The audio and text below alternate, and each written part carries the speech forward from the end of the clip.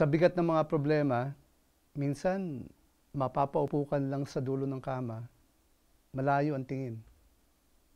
Marahil nawala ang trabaho mo, hindi mo alam kung paano may tataguyod ang pamilya at paano makakabangon muli.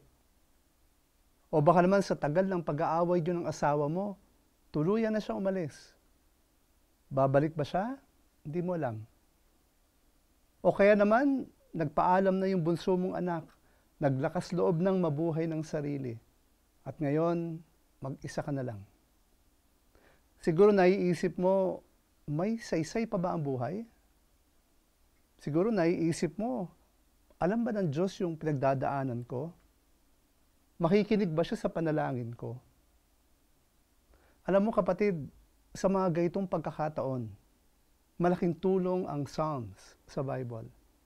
Nabibigyan ito ng expression yung iyak ng ating puso. Ang sabi sa Psalm chapter 4 verse 1, "Answer me when I call to you, O my righteous God. Give me relief from my distress. Be merciful to me and hear my prayer." Sa panahon ng ating pag-aalala, nariyan lang ang Diyos. Tumawag tayo sa Kanya at pakikinggan niya ang mga daing natin. Pray tayo. Panginoon, pakinggan po ninyo ang iyak ng puso ko. Sa bigat ng mga dinadala ko, hindi ko na alam kung ano ang gagawin.